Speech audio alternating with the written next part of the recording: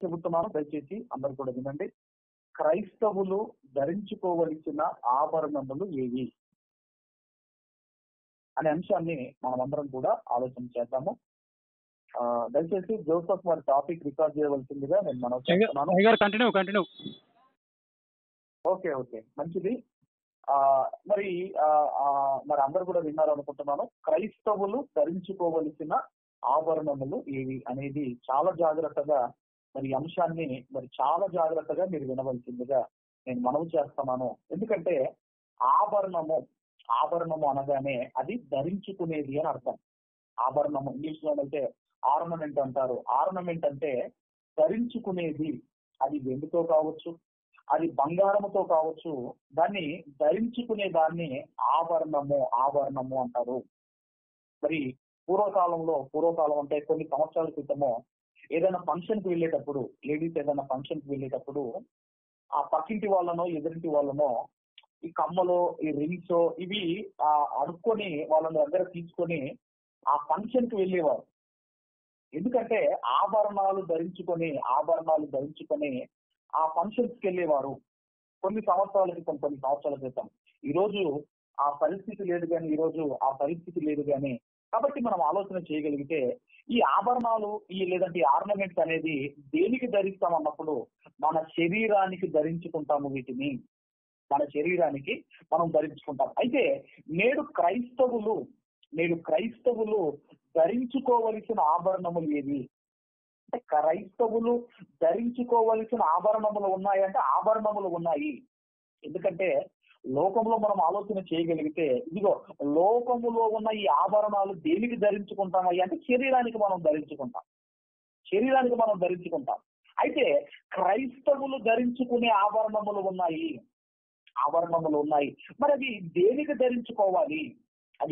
ధరించుకోవాలి ఇంతకీ ఏ ఆభరణములు ఉన్నాయి, దేనికి ధరించుకోవాలి అన్నది చాలా జాగ్రత్తగా మనం అందరం కూడా మరి విందాము. ఇక మనం అందరం కూడా చూడగలిగితే దయచేసి గలతీలకు రాసిన పత్రిక, అపోస్తులైన పౌలు గారు గలతీలకు రాసిన పత్రిక 2వ అధ్యాయము 6వ వచనాన్ని మనం అందరం కూడా చదువుకుందాం. 2వ అధ్యాయం 6వ వచనాన్ని మనం అందరం కూడా చదువుకుందాం. 2వ అధ్యాయం 6వ వచనాన్ని మనం చదువుకుందాము. ఎన్నికైన వారిగా ఎంచబడిన వారి యొద్ద నేనేమీ నేర్చుకొనలేదు, వారి అంతటి వారైనను నాకు లక్ష్యము లేదు. దేవుడు నరుని వేషము చూడడు.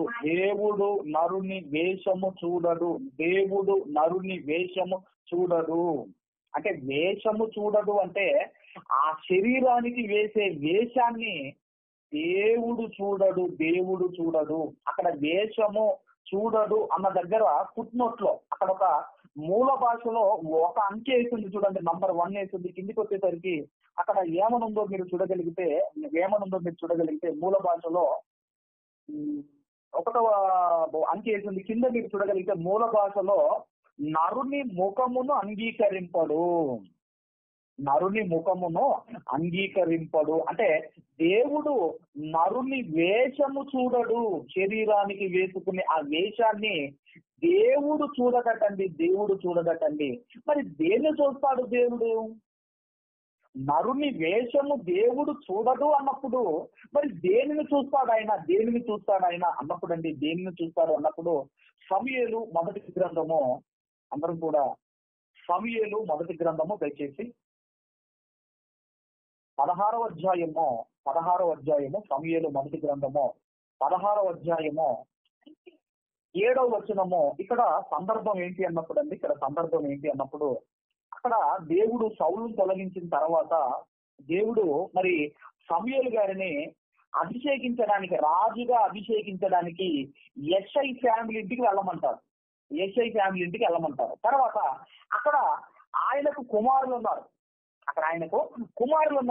ఒక్కొక్కళ్ళు వస్తున్నారు, ఆజ్ఞానుభావులు ఒక్కొక్కళ్ళు. ఆయన వీళ్ళందరూ కూడా మిలిటరీలో ఉన్నారు. కుమారులు కొంతమంది మిలిటరీలో ఉన్నారు, సైన్యంలో ఉన్నారు. మనం ఆలోచన చేయగలిగితే ఆజ్ఞానుభావులు వస్తున్నారు. అప్పుడు ఏం జరుగుతుంది అన్నప్పుడు ఇక ఈయనేనేమో అని సమూయేలు గారు అభిషేకించబోతున్నాడు. కానీ దేవుడేమో వద్దంటున్నాడు. ఈయనే కావచ్చు అని ఆయన అభిషేకించడానికి వెళ్తున్నాడు. దేవుడేమో కాదంటున్నారు. ఎందుకంటే సౌలు కూడా ఆయన కూడా ఆజానుభావుడు. ఆయన కూడా చాలా ఆజానుభావుడు. ఆయన కూడా సౌందర్యం కలిగిన వాడని మనం చదువుకుంటాము. చాలా అందగాడని మనం చదువుకుంటాము సౌలు కూడా. కాబట్టి ఇలాంటి వ్యక్తిని ఎన్నుకుంటాడేమో అని సమూయేలు గారు అభిషేకించబోతుంటే అప్పుడు దేవుడు అంటున్నాడు, వెయిట్ ఈయన కాదు. అప్పుడు ఏం జరుగుతుంది అన్నప్పుడు అండి 7వ వచనంలో మనం చూడగలిగితే అయితే యెహోవా సమూయేలు ఇలాగూ సెలవిచ్చెను, అతని రూపమును అతని ఎత్తును లక్ష్య పెట్టకుము. మనుషులు లక్ష్య పెట్టు వాటిని యెహోవా లక్ష్య పెట్టడు. నేను అతడిని త్రోసివేసి ఉన్నాను. మనుషులు పై రూపమును లక్ష్య పెట్టుదురు గాని యెహోవా హృదయమును లక్ష్య పెట్టును. అంటే మనుషులేమో శరీరాన్ని చూస్తారు, దేవుడేమో శరీరములో ఉన్న ఆత్మను దేవుడు చూస్తాడు. అందుకే ఏమంటున్నాడంటే మనుషులు పై రూపమును అంటే శరీరమును చూస్తారు, పై రూపమును చూస్తారు. ఇప్పుడు పెళ్లి చూపులకు వెళ్ళారు అనుకోండి, అమ్మాయి నచ్చిందా అబ్బాయి నచ్చిందా అని దేన్ని బట్టి చెబుతారు? మీరు చూడండి, చెప్పండి, దేన్ని బట్టి చెబుతారు అంటే ఆయన హృదయం కనిపించిందండి అని మనం చెప్పం. అంటే వాళ్ళ రూపము అందంగా ఉన్నాడా. అందుకే మనుషులు పై రూపమును చూస్తారు. అందుకే ఏమన్నాడు అంటే గుణవతి అయిన భార్యను వెతుక్కోండి అన్నాడు. అంటే ఆత్మకు అలంకరించవలసిన అలంకారం ఉంది. ఎంతసేపు శరీరానికి ఏం ధరించాలి, శరీరానికి ఏం తొడుక్కోవాలి, శరీరానికి ఏం పెట్టాలని ఆలోచిస్తున్నామే కానీ ఆత్మకు ధరించవలసిన ఇదిగో అలంకారం ఉంది. అందుకే మనుషులు పై రూపమును చూచెదరు కానీ దేవుడట యెహోవా హృదయమును లక్ష్య పెట్టును. మనుషుల అంతరంగమును చూసే దేవుడు. అంటే ఆత్మకు అలంకరించుకోవలసింది ఉందా అంటే ఆత్మకు అలంకరించుకోవలసింది ఉంది. అందుకే మనం ఆలోచిస్తున్నాము క్రైస్తవులు ధరించవలసిన ఆభరణములు ఏంటివి అని మనం ఆలోచిస్తున్నాం. ఇంతకే ఆత్మ అలంకరించుకోవలసిన ఆ అలంకారం ఏంటి అన్నప్పుడు అండి ఇక జాగ్రత్తగా మనం చూడగలిగితే దయచేసి అందరం కూడా తిమోతి గారికి రాసిన మొదటి పత్రిక అపోస్తులైన పౌలు గారు తిమోతి గారికి రాసిన మొదటి పత్రిక 2వ అధ్యాయము దయచేసి అందరం కూడా 9వ వచనాన్ని మనం అందరం కూడా చదువుకుందాము. మరియు స్త్రీలను అనుకువయు స్వస్థ బుద్ధియు గలవారయుండి తగు మాత్రపు వస్త్రముల చేతనే గాని ఎడలతో నైనను, బంగారముతో నైనను, ముత్యములతో నైనను, విలువగల వస్త్రములతో నైనను అలంకరించుకొనక అంటున్నాడు. చూడండి, అలంకరించుకొనక అంటున్నాడు. The person you are speaking with has put your call on hold. Please stay on the line. మీరు మాట్లాడుతున్న వ్యక్తి మీ కాల్ ను హోల్డ్ లో ఉంచారు. దయచేసి లైన్ లో వేచి ఉండండి. आप जिस व्यक्ति से बात कर रहे हैं उसने आपकी कॉल को होल्ड पर रखा है. कृपया लाइन पर बने रहें. The person you are speaking with has put your call on hold. Please stay on the line. మీరు మాట్లాడుతున్న అమ్మ ఎవరమ్మా దయచేసి ఎవరమ్మా కనెక్షన్ తీయకండి అమ్మా. దయచేసి ఎవరో కానీ కనెక్షన్ తీయకండి. నేను టాపిక్ రికార్డింగ్ అవుతుందని చెప్తూనే ఉన్నాను. మీరు మ్యూట్ పెట్టని ఇవ్వండి అని చెప్పినా కూడా మ్యూట్ పెట్టి ఇవ్వటం లేదు. దయచేసి మ్యూట్ చేసి కనెక్షన్స్ ఇవ్వండి నాన్న, దయచేసి అని చెప్తున్నా కదా. మ్యూట్ పెట్టి ఇవ్వండి. దయచేసి మ్యూట్ పెట్టి ఇవ్వండి, లేదంటే ఎవరైనా కట్ అయిపోతే కట్ చేయండి. మంచిది. ఈ ఏమైపోయింది అంటే డిస్టర్బెన్స్ అయిపోయింది, మనం చెప్పేటోళ్ళకి మాకు డిస్టర్బెన్స్ అయింది. ఇక్కడ ఏమంటున్నారు అన్నప్పుడు తగు మాత్రపు వస్త్రములు అంటున్నారు. తర్వాత కిందికి వచ్చేసరికి తగు మాత్ర వస్త్రముల చేతనగా జడలతోనైనను, బంగారంతోనైనను, ముత్యములతోనైనను, వెలగల వస్త్రములతోనైనను అలంకరించుకొనక అంటున్నాడు. మరి ఆ అంబానీ ముఖేష్ అంబానీ ఆ చిన్న కుమారుడి ఎంగేజ్మెంట్ అయింది కదండి, అనంత్ అంబానీది. ఎంగేజ్మెంట్ కి 1000 కోట్లు ఖర్చు పెట్టాడు. ఎంగేజ్మెంట్ కి గుర్తు పెట్టుకోండి, 1000 కోట్లు ఖర్చు పెట్టాడు ఎంగేజ్మెంట్ కి. తర్వాత ఇక మ్యారేజ్ జరిగింది, మొన్న మ్యారేజ్ జరిగింది. ఇప్పుడు మ్యారేజ్ కి ఎంత ఖర్చు పెట్టాడు అన్నప్పుడు 5,000 కోట్ల వరకు ఖర్చు పెట్టాడట. మ్యారేజ్ కి 5,000 కోట్ల వరకు ఖర్చు పెట్టాడు. రైట్. ఇప్పుడు ఒక్కొక్క మరి మ్యారేజ్ కార్డు ఉంటది కదండి, ఒక్కొక్క కార్డు విలువ ఎంతంటే, ఒక్కొక్క కార్డు విలువ 7 నుంచి 8 లక్షల రూపాయలట. ఒక కార్డు విలువ, మ్యారేజ్ కార్డు విలువ 7 నుంచి 8 లక్షల రూపాయలు, 8 లక్షల రూపాయలట ఒక కార్డు విలువ. ఆ తర్వాత ఇక ఈ ముఖేష్ అంబానీ కుమారుడు అనంత్ అంబానీ వేసుకున్న ఆ మ్యారేజ్ డ్రెస్ కాస్ట్ ఎంత అన్నప్పుడు, మ్యారేజ్ డ్రెస్ ఎంత అన్నప్పుడు 214 కోట్ల రూపాయలట. ఆ డ్రెస్ కాస్ట్ ఎంత అండి? ఆ డ్రెస్ కాస్ట్ 214 కోట్ల రూపాయలట. 214 కోట్ల రూపాయలట డ్రెస్ కాస్ట్. మరి వాళ్ళ కోడలు ఉంది కదండి, రాధిక మర్చెంట్, ఆమె ఉంది కదండి వాళ్ళ కోడలు. ఆ చిన్న కోడలకు ఆమె డ్రెస్ కాస్ట్ ఎంత అన్నప్పుడు, ఆమె మ్యారేజ్ డ్రెస్ కాస్ట్ ఎంత అన్నప్పుడు 348 కోట్ల రూపాయలట ఆమె డ్రెస్ కాస్ట్. 348 కోట్ల రూపాయలటండి. 348 కోట్లు అంటే ఆ డ్రెస్ అంతా కూడా అండి మొత్తం వజ్రాలు పొదుగుతారు ఆ డ్రెస్ అంతా కూడా. ఆయన డ్రెస్కేమో 214, ఆమె డ్రెస్కేమో 348 కోట్ల రూపాయలు. ఇక తర్వాత మీరు ఆలోచన చేయగలిగితే కుక్కకు కూడా డ్రెస్ వేశారండి. కుక్క కూడా, వాళ్ళ అంబానీ కుక్క, దాని పేరు హ్యాపీ అట, దానికి కూడా డ్రెస్ వేశారు. దాని కాస్ట్ ఎంతంటే 12 లక్షలటండి దాని కాస్ట్. ఆ డ్రెస్ కాస్ట్ ఎంతంటే 12 లక్షలట. తర్వాత ఈ అనంత్ అంబానీ ఈ పెళ్లి కొడుకు ఏం చేశాడంటే వాళ్ళ ఫ్రెండ్స్ కి ఒక 16 వాచ్లు ఇచ్చాడట. 16 వాచెస్ ఏమో ఇచ్చాడట. ఒక్కొక్క వాచ్ కాస్ట్ ఎంతంటే 2 కోట్ల రూపాయలు. ఇప్పుడు దేవుడు ఏమంటున్నాడు, బైబిల్ గ్రంథంలో ఏమనుంది ఇప్పుడు అక్కడ ఏమనుంది? అక్కడ బంగారముతోనైనను ముత్యములతోనైనను విలువగల మిగుల వెలగల వస్త్రములతోనైనను అలంకరించుకొనక అన్ని కోట్ల డబ్బులు, అన్ని కోట్ల పెట్టి కొనవలసినంత అవసరము లేదు అంటున్నాడు. అది అవసరం లేదు అంటున్నాడు. అయితే అది దేవుని దృష్టిలో ప్రాముఖ్యమైనది కాదు అంటున్నాడు. 348 కోట్ల డ్రెస్కి 214 కోట్ల, కుక్కకు 12 లక్షల. మీరు ఆలోచించండి, అంత అవసరమా అని మనం ఆలోచన చేయగలిగితే. అందుకే దేవుడు అంటున్నాడు అసలు దేవుని దృష్టిలో అది ప్రాముఖ్యమైనది కాదు అంటున్నాడు. మరి ఏమి ఇంకా మనం చూడగలిగితే ఇదే విషయాన్ని మరి పేతురు గారు కూడా పేతురు గారు రాసిన మొదటి పత్రిక దయచేసి పేతురు గారు రాసిన మొదటి పత్రిక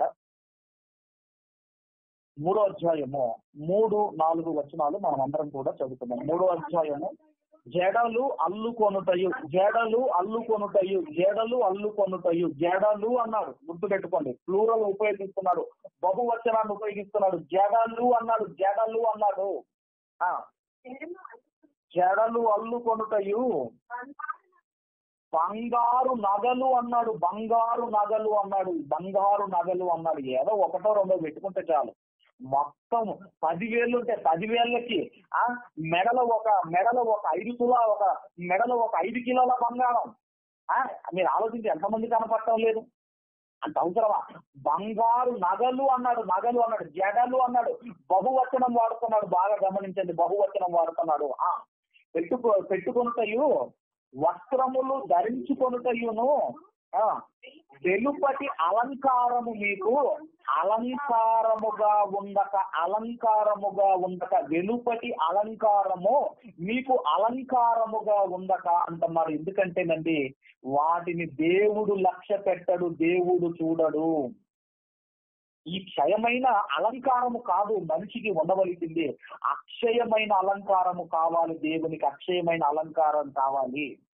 ఈరోజు మనం చూడగలిగితే, ఈరోజు మ్యారేజెస్ లో ఈరోజు ఎంతో మంది అబ్బాయిలు కానివ్వండి, అమ్మాయిలు కానివ్వండి, ఈరోజు మోసపోతున్నారు. ఎందుకయ్యా మోసపోతున్నారు అంటే మేకప్ వల్ల మోసపోతున్నారు, మాయ చేస్తున్నారు. మేకప్ వల్ల మాయ చేస్తున్నారు, మేకప్ వల్ల మోసపోతున్నారు. ఎన్నో పెళ్లిళ్ళు కూడా ఆగిపోయాయి, మ్యారేజెస్ కూడా, ఎన్నో వివాహాలు కూడా ఈ మేకప్ వల్ల ఆగిపోయినవి కూడా ఉన్నాయి. కాబట్టి అందుకే దేవుడు ఏమంటున్నారు అంటే వెలుపటి అలంకారము మీకు అలంకారముగా ఉండక 4వ వచనాన్ని కూడా మనం చదువుకుందాము. సాధువైనట్టు మృదువైనట్టు గుణమును అక్షయ అలంకారము గల మీ హృదయ అంతరంగ స్వభావము మీకు అలంకారముగా ఉండవలెను. అది దేవుని దృష్టికి మిగుల విలువగలది.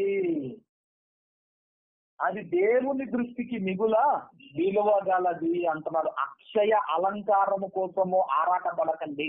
ఇదిగో అక్షయ అలంకారం కోసం ఆరాటపడండి, క్షయమైన అలంకారం కోసము ఆరాటపడకండి. అందుకే అంటున్నారు, ఏమంటున్నారంటే మీ హృదయ అంతరంగ స్వభావమును మీరు అలంకరించుకోండి అంటున్నాడు. కాబట్టి క్రైస్తవులుగా మరి ఏమి ధరించుకోవాలి అన్నప్పుడు అండి మన హృదయాన్ని మనము అలంకరించుకోవాలి.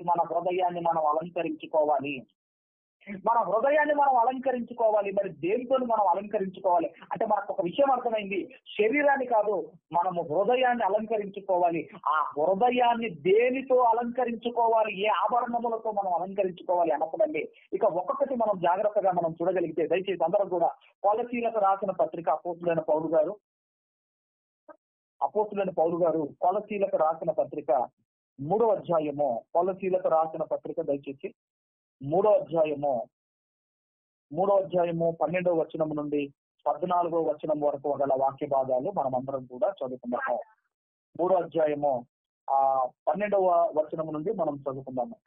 కాగా దేవుని చేత ఏర్పరచబడిన వారును పరిశుద్ధులను ప్రియులను నైన వారికి తగినట్లు ఏమంటున్నాడు అంటే జాలిగల మనస్సు అంటున్నాడు. తర్వాత దయాలత్వము. జాలి అన్న దయన్న ఒకటే, జాలిగల మనస్సును ధరించుకోవాలి క్రైస్తవుడు. జాలిగల మనస్సు, దయను ధరించుకోవాలి. వినయమును ధరించుకోవాలి. వినయము అంటే తగ్గింపు. వినయము అంటే తగ్గింపును మనము ధరించుకోవాలి. తర్వాత అంటున్నాడు సాత్వికమును ధరించుకోండి, దీర్ఘశాంతమును ధరించుకోండి అంటున్నాడు. దీర్ఘశాంతము ఎంతమందికి ఉంది మీరు ఆలోచించండి. దీర్ఘశాంతం ఉందంటున్నారా మీరు ఆలోచించండి. ఈరోజు ఒక్క మాట, ఈరోజు ఎవరైనా ఇంట్లో ఒక అత్త కావచ్చు, ఒక కోడలు కావచ్చు, ఒక మాట అంటే పడే రోజులు ఉన్నాయా మీరు ఆలోచించండి. భార్య కానివ్వండి, భర్త కానివ్వండి, ఒక మాట అంటే ఈ రోజు దీర్ఘశాంతం ఉందా మీరు ఆలోచించండి. అందుకే దీర్ఘశాంతమును ధరించుకోండి, సాత్వికమును ధరించుకోండి, వినయమును ధరించుకోండి, దయాలత్వమును ధరించుకోండి. అలాగే జాలిగల మనస్సును మీరు ధరించుకోండి. ఇదిగో ఈ ఆభరణములను ధరించుకోండి. ఈ ఆభరణములు ఉన్నాయో లేవో ఒక్కసారి మిమ్మల్ని మీరు పరిశీలన చేసుకోండి. ఈ ఆభరణములు ఉన్నాయా? దీర్ఘశాంతం అనే ఆభరణం మీకుందా? ఇదిగో దయాలత్వం అనే ఆభరణం మీకుందా? సాత్వికం అనే ఆభరణం మీకుందా? వినయము అనే ఆభరణం మీకుందా? ఈ ఆర్నమెంట్స్ మీ జీవితంలో ఉన్నాయో లేవో ఒక్కసారి మీరు జ్ఞాపకం చేసుకోండి అంటున్నాడు. ఇంకా చూడండి ఏం ధరించుకోమంటున్నాడు. తెస్సలోనియులకు రాసిన మొదటి పత్రిక పక్కనే తెస్సలోనియులకు రాసిన మొదటి పత్రిక 5వ అధ్యాయము 8వ వచనాన్ని మనం అందరం కూడా చదువుకున్నాం. 5వ అధ్యాయం 8వ వచనం మనం చదువుకున్నాం. మనము పగటి వారమై ఉన్నాము గనుక మత్తులమై ఉండక విశ్వాస ప్రేమలను కవచము, రక్షణ, నిరీక్షణయను, శిరస్త్రాణమును ధరించుకొందుము అంటున్నారు. ఇదిగో వీటిని ధరించుకోండి. విశ్వాస ప్రేమలను కవచములను ధరించుకోండి, రక్షణ, నిరీక్షణను, శిరస్త్రాణములను ధరించుకోండి. వీటిని ధరించుకోండి అంటున్నారు.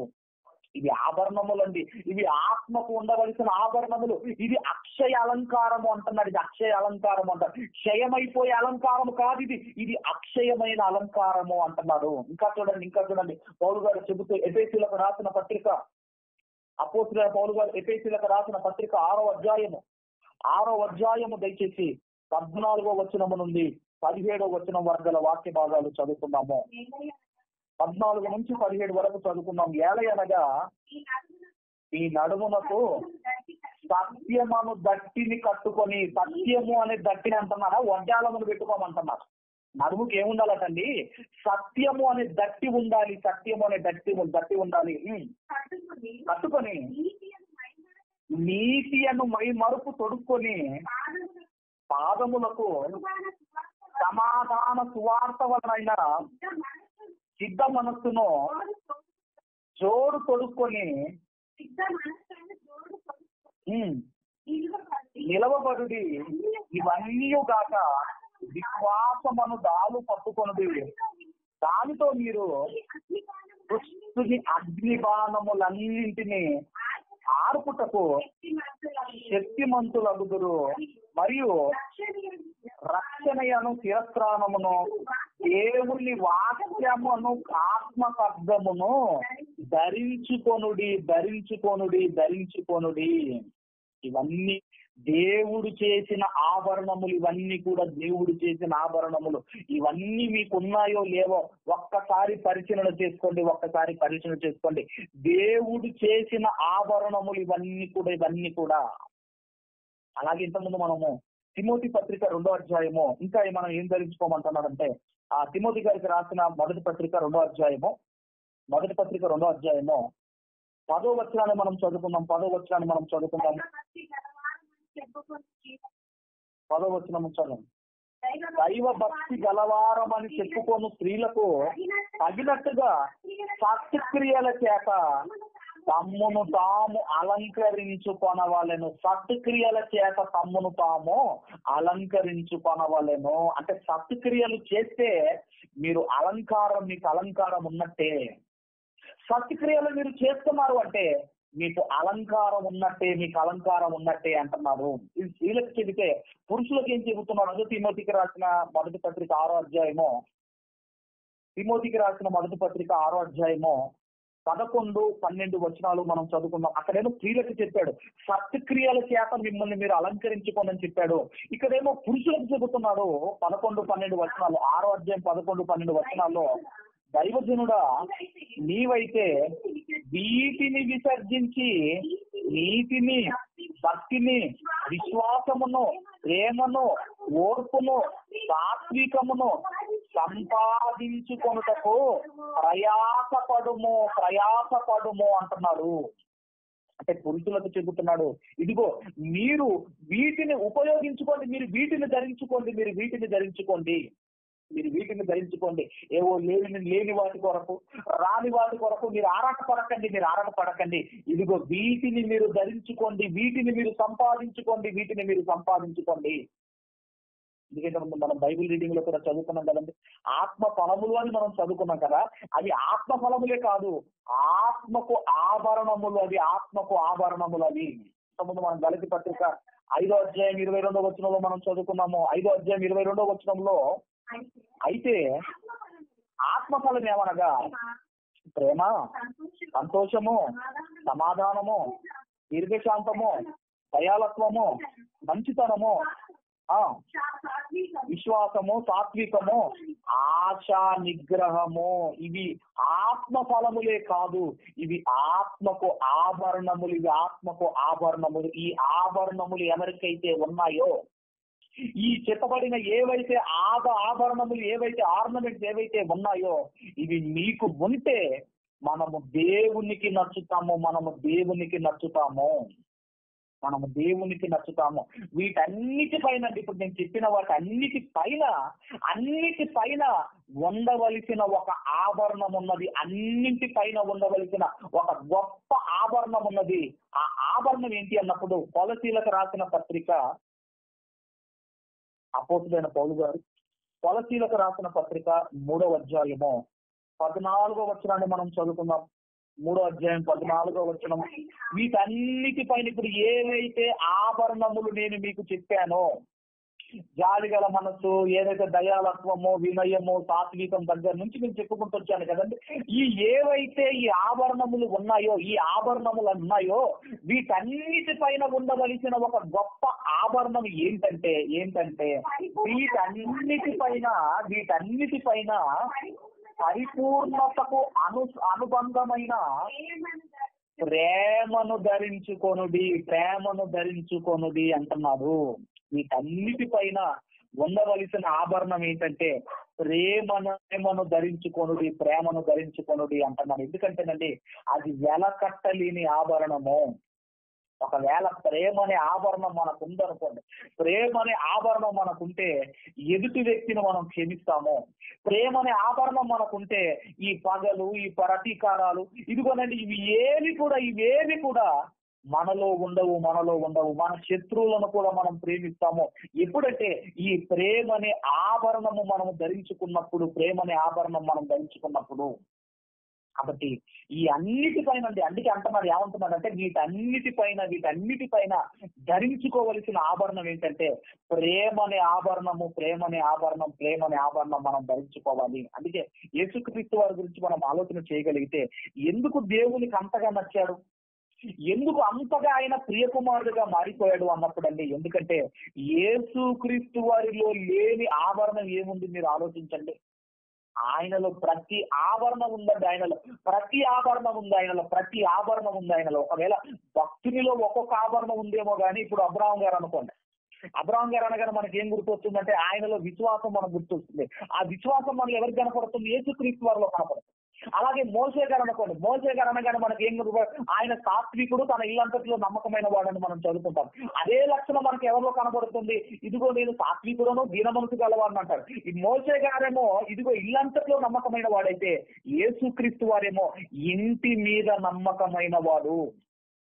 ఇలా మనం ఆలోచించుకుంటూ వెళితే ఇదిగో దేవుని ఇష్టానుసారుడైన మనుషుడు దావీదు గారైతే, మీరు మాట్లాడుతున్న వ్యక్తి దావీదు గారు దేవునికి ఇష్టానుసారుడైన మనుషుడైతే, యేసుక్రీస్తు వారు ఆయన ప్రియ కుమారుడు. అందుకే యేసుక్రీస్తు వారిలో లేని ఆభరణం ఏంటి మీరు ఆలోచించండి. అందుకేనండి ఆయన అంతగా నచ్చాడు. కాబట్టి మనం ఆలోచన చేయగలిగితే క్రైస్తవుడు ధరించుకోవలసినవి ఈ ఆభరణములు మనం ధరించుకుంటే మనము దేవునికి నచ్చుతాము. నేను ఒక గృహానికి వెళ్ళినప్పుడు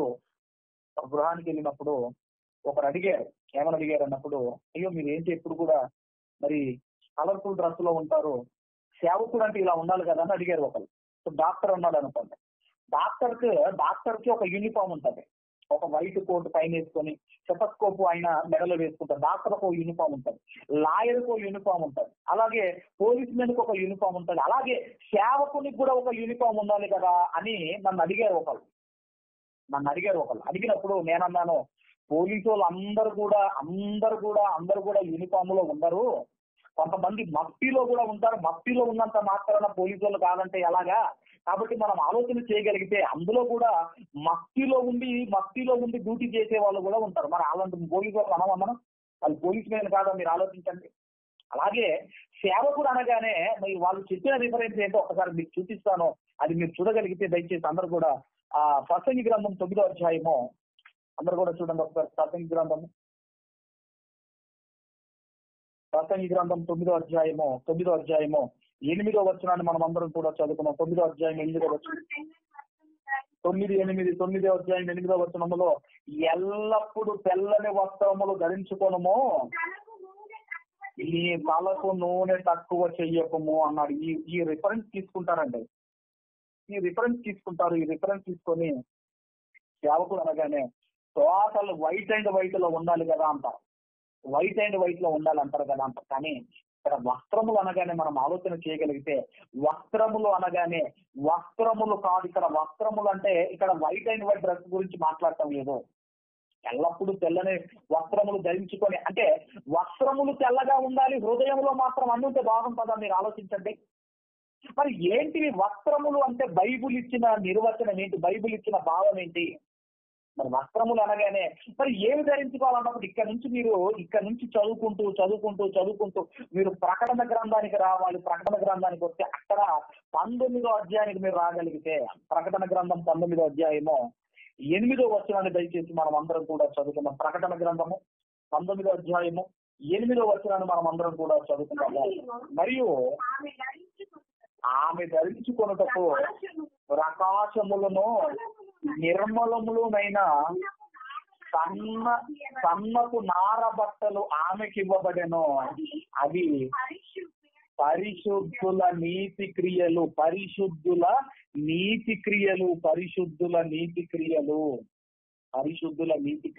అంటే వస్త్రములు అనగానే వాటి మీనింగ్ ఏంటంటే పరిశుద్ధుల నీతి క్రియలు అంటున్నాడు. అంటే ఎలా ఉండాలి అన్నప్పుడు అండి, మన జీవితం తెల్లని వస్త్రములు ధరించుకోవటం అంటే దాని అర్థం ఏంటంటే నీతి క్రియలను ధరించుకోండి అని అర్థం. అని దాని అర్థము. అదే ప్రకటన గ్రంథంలో మనకు కనపడుతుందండి. ఏం కనపడుతుందంటే మనం అందరం కూడా ఒకవేళ మీరు చదవగలిగితే 7వ అధ్యాయం 14వ వచనం కూడా ఒకసారి ఒక మాట మనం చదువుకోగలిగితే, అందుకు నేను అయ్యా నీకే తెలియననగా అతడు ఈలాగు నాతో చెప్పాను, వీరు మహాశ్రమల నుండి వచ్చిన వారు గొర్రె పిల్ల రక్తములో తమ వస్త్రములను ఉతుక్కొని వాటిని తెలుపు చేసుకొనిరి. అంటే రక్తములో ఏదైనా తెల్లని వస్త్రం ముంచితే రెడ్ కలర్ వస్తుంది. అలాగే ఈ వైట్ కలర్ వస్త్రాన్ని మనము ఈ బ్లూ కలర్ దాంట్లో ముంచితే బ్లూ కలర్ వస్తుంది. మరి ఎలా తెలుపు చేసుకున్నారు? వస్త్రములు తెలుపు చేసుకున్నారంటే వస్త్రములు కాదండి, వాళ్ళు క్రీస్తు రక్తములో వాళ్ళ బ్రతుకులు ఉతుక్కొని వాటిని తెలుపు చేసుకున్నారు అని అర్థము. కాబట్టి ఇక్కడ ఎల్లప్పుడూ తెల్లని వస్త్రములు ధరించుకొని నీ తలకు నూనె తక్కువ చెయ్యకుము అన్నాడు. తెల్లని వస్త్రములు అంటే నీతి క్రియలు అన్నాడు. కాబట్టి మనం ఆలోచన చేయగలిగితే, మనం చూడగలిగితేనండి, తర్వాత అంటున్నాడు నీ తలకు నూనె తక్కువ చెయ్యకుము అన్నాడు. నూనె పెట్టుకోవటం లేదనుకోండి, మీ ఎంటికలన్నీ రాలిపోతాయి. ఒక మొక్కకు మనం నీళ్లు పొయ్యకపోతే ఏ విధంగా అయితే మొక్క అది రాలిపోతుందో, మన తలకు కూడా మనము నూనె పెట్టకపోతే రాలిపోతాయి, వెంట్రుకలు రాలిపోతాయి. కాబట్టి మనం ఆలోచన చేయగలిగితే క్రైస్తవుడు ధరించుకోవలసిన ఆభరణములు ఉన్నాయి. క్రైస్తవుడు ధరించాల్సిన ఆభరణం ఇవన్నీ కూడా మీరు ధరించుకుంటే మిమ్మల్ని మీరు అలంకరించుకున్నట్టే. కాబట్టి ఈ క్షయమైన అలంకారం కోసం మీరు ఆరాటపడకండి, అక్షయమైన అలంకారము కోసం మీరు ఆరాటపడండి. ఎవరైతే అక్షయమైన అక్షయమైన అలంకారాన్ని ధరించుకుంటారో వాళ్ళు దేవునికి నచ్చుతారు. కాబట్టి ఆయన పై రూపాన్ని చూడడు, హృదయ అంతరంగ స్వభావమును చూస్తాడు. ఆయన చూస్తాడు. కాబట్టి అలా మనం అందరము కూడా ఏవైతే దేవుడు ధరించుకోమన్న ఆభరణాలు ఉన్నాయో వాటిని ధరించుకుందాం. దేవుని ఎదుట మనమందరము కూడా గొప్పగా దేవునికి కనబడదాం, దేవునికి నచ్చుదాం. అలా మనం అందరం ఉండాలని కోరుకుంటూ ఈ నా మాటలు ముగిస్తున్నాను. దేవుడు మనందరిని దీవించి ఆశీర్వదించును గాక. ఆమేన్. ఈ సమయంలో